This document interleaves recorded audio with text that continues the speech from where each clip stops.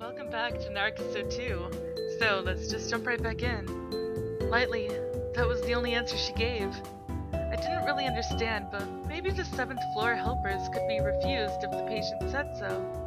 Certainly, Himeko-san, when compared to the other people of the 7th floor, could walk normally, and because she was young, was lively. But, come to think of it, since I've come here, I had not once seen any family members come to visit. But that's because now you come. Eh? It's as if she saw what I was thinking and replied, "Thanks. That leaves 3. Leaves 3? Yeah, I wanted a friend from a different age group. Look, isn't it common? The 10 things you want to do before dying?" And she lightly used the word dying. That might also be because she's of the 7th floor, but to have that word said in a cheery voice suddenly was jarring. However, the 10 things one wants to do before dying. What they were, I didn't know. How much time Himeko-san had left, I also didn't know. Looking at it the other way, I could say there were 3 things remaining. Well, it's like that, Setsumi. If the Bible is correct, seems like the world was created in 7 days. And so, even with the time I have left, don't you think most of them are possible? That doesn't make a good example. Well, don't say things like that. There's 3 things left, so if you don't mind, come along with me. It looks like we've become friends, the 2 of us. Upon the first week of meeting, I've been asked to go along with the 3 remaining things to do before dying. Himeko-san's words. I didn't know how serious she was, but it seemed that I would probably be coming to this place often.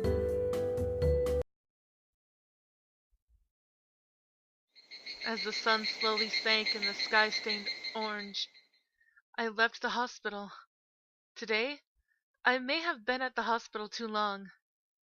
As I was thinking that, my eyes landed on the schoolyard. Again, there were children running around happily. Even the metal bar I did the somersault on before had plenty of patrons today. Summer vacation, dusk, the voices of Higurashi, sweaty playing children.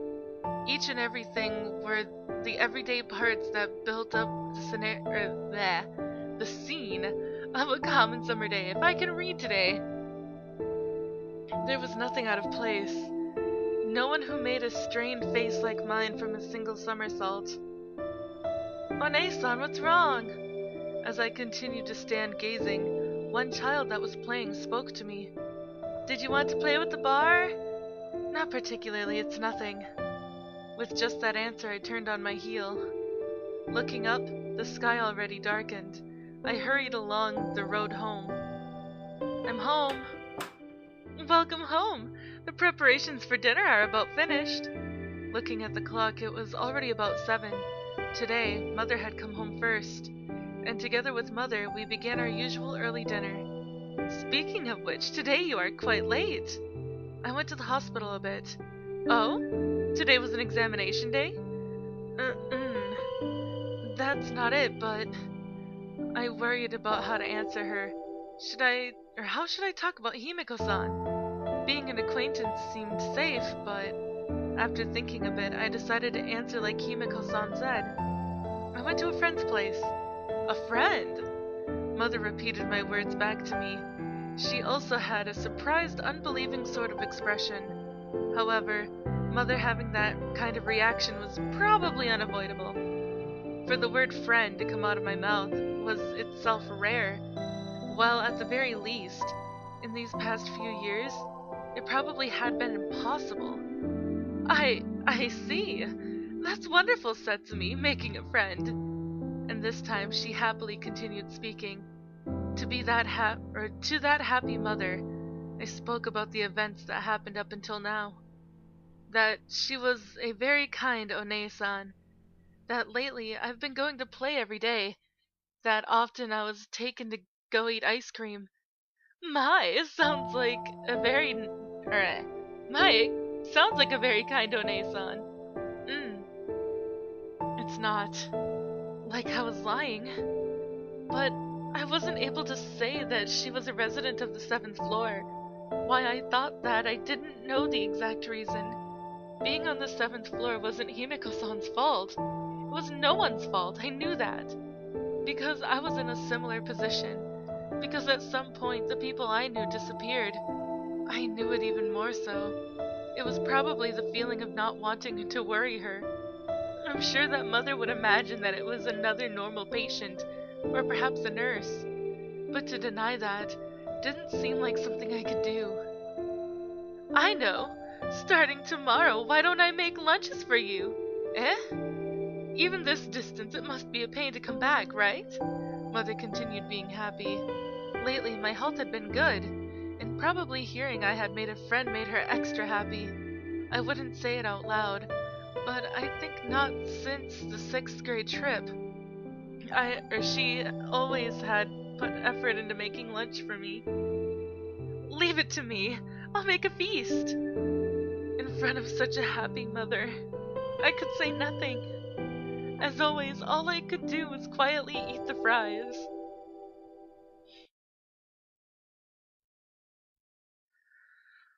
Oh god, okay. Gotta compose myself. Whew. Okay, croquets. The cicada screeched loudly. Hot. Even though it was still morning, it already felt like midday. Today also looked like it would be a hot day. In that, walking the 3-minute distance, I again was headed toward the hospital. In my hands, the usual tote bag with the pattern of yellow sunflowers on white. Nothing in particular had changed from yesterday. It was just another summer day. What differed was, hidden inside the tote bag, the lunch that Mother had made for me. Hey, Setsumi! Called from far away, I turned towards a familiar voice. What's going on, being in a place like this? I've been waiting. I wanted you to help me a bit. With just those words, Himeko-san quickly started walking. Just where was she going? Wherever it wasn't the main entrance, but the rear. While not knowing what was happening, I followed along. Okay, here we are. The place we'd come to was the hospital's courtyard. Around the small fountain was a clock and many flower beds. While I had been hospitalized, it had been a place I came to numerous times. Is something going on here? Yeah, look over there! What Himeko-san was pointing at was the corner of a flower bed, roughly 3 meters square. It was just that. Even though there was grass and flowers blooming around it, that patch alone had nothing growing in it. And so, ta-da! What's that? Bulbs! Bulbs! I was thinking we'd plant them here now. Proudly, Himeko-san took out a bulb from the plastic bag in her hand and showed me. Counting them up, there seemed to be around 100? Sure, if 2 people were planting, it'd be done in an hour, but I was worried about something else.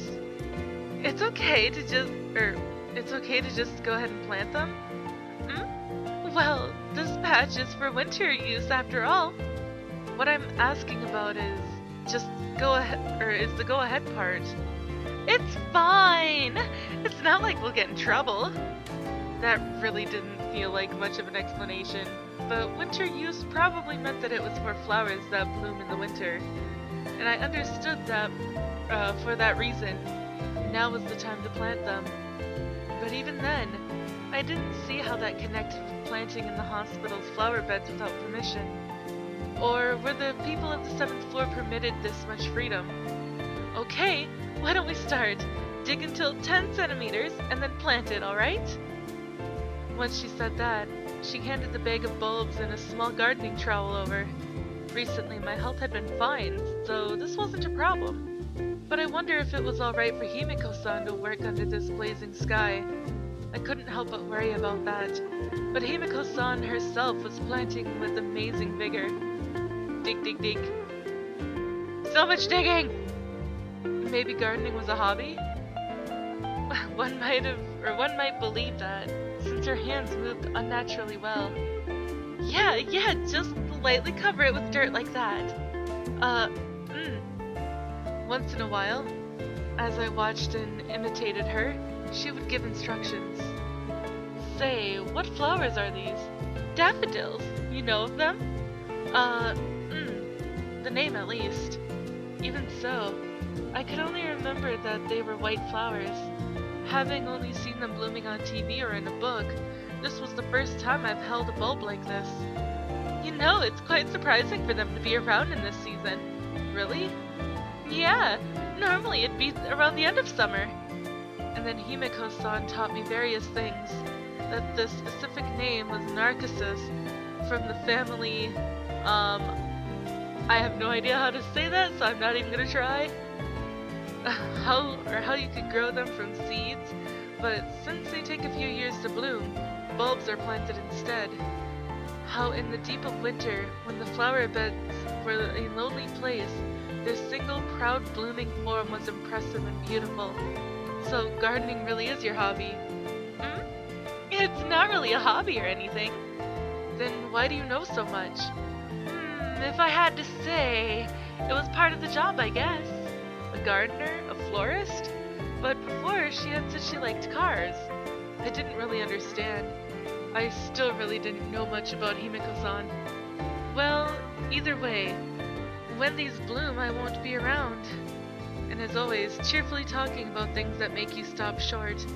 What I knew was that she was a resident of the 7th floor, and that the rest of her time was within sight. And paying that no heed, she does these things, and was a person who could be called carefree. Okay, since it's more or less done, it's about time we go up to the room. Together, we carefully washed our hands and headed to the 7th floor. Right in front of us, as we got off the elevator, was a large cart carrying lunch. It was already that time. And so, with Himeko-san's lunch tray in hand, we went back to the room. Normally when this time came, I'd be heading back home to eat lunch. Hey, that's me. Want to go to the cafeteria together? It's a lot of trouble to go back to your home, right? Holding her own tray, Himeko-san made the suggestion. Normally, I would have wound up thinking it over, but today was a bit different. Today I brought a lunch, so... Hey? You brought a lunch? Mother made it for me. As I spoke, I took out the lunchbox from the tote bag and opened it on the small table near the bed. And the frozen barley tea I brought along was now melted just right for drinking. Something wrong? Satsumi! What? You scared me. Right now I'm really touched. To think that there would be someone who would bring lunch to such a place. Thank you, thank you. Hey, don't cling. Was that a bit over the top? And so we began eating lunch together. Himeko-san got off the bed, and we sat in folding chairs next to each other. By the way, Himeko-san's lunch, even though it was the 7th floor, didn't look all that different from the food in the other wards. I wondered if it would have been extremely luxurious, but it was what you would call a plain hospital lunch. Compared to that, my lunch, which Mother had put effort into making, spicy fried tofu, lots of croquets, it was very lively. Himeko-san kept staring. Hey, can I have one? Here. Yay! Thanks a lot! She took a bite. Hot! This is a curry croquet? It wasn't supposed to be all that spicy, but Himeko-san drank far too much water. You okay? Ooh, see, I'm really bad with anything spicy. Unlike her normal image, some tears were in her eyes. She looked so pitiful, I decided to tell her what was in them. This is a vegetable croquet. Come again? That's pumpkin, and the one in front is a meat croquet. Wait, just by looking you can tell what's inside? I gave a nod to her words.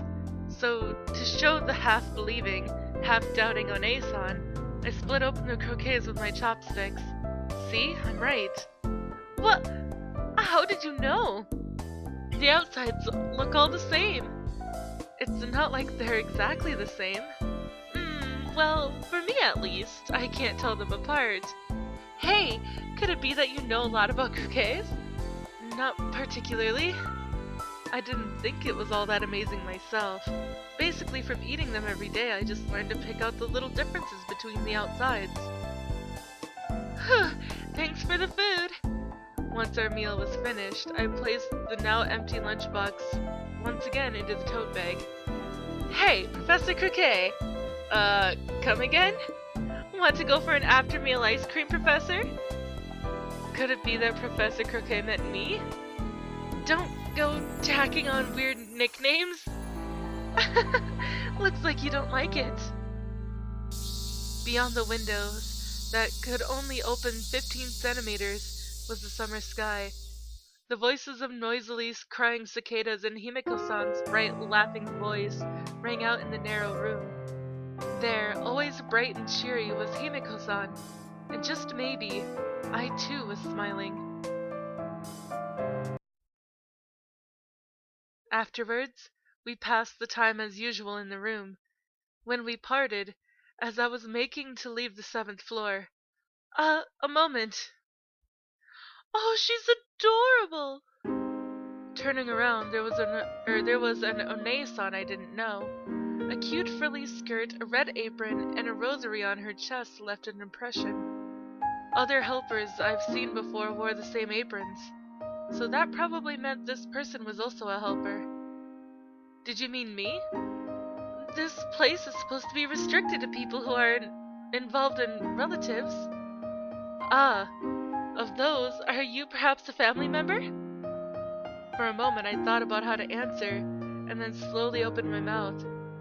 Someone called Himeko's friend. Eh? You're a friend? That's what I've been told. Was there... no, it's nothing, excuse me. With those words, the One-san once again went off somewhere else. What was that just now? It was probably a helper, but... Around when the sun had completely set, and today's dinner was ending. My, you've cleaned it up, didn't you? At the empty lunchbox, Mother looked pleased.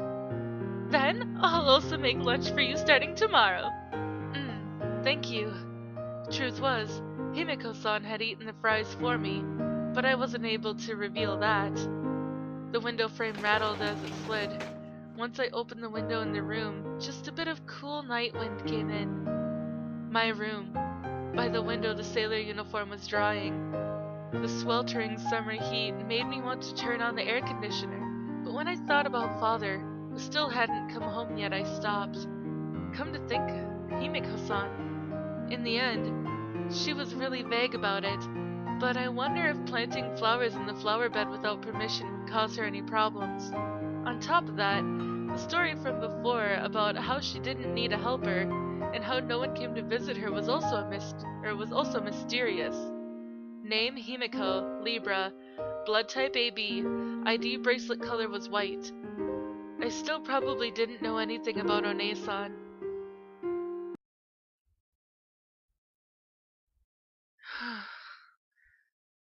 7. Punishment. The next day. Today we ate our lunch in a different place.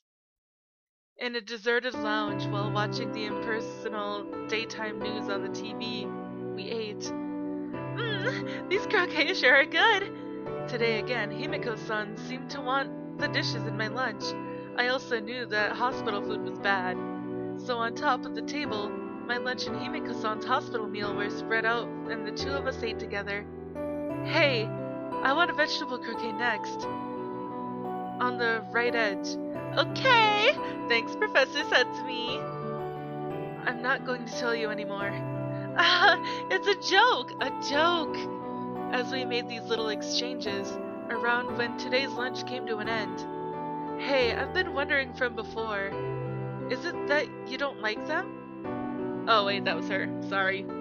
As she spoke, she pointed at the fries in the lunchbox. In the end, didn't I also eat them all by myself today?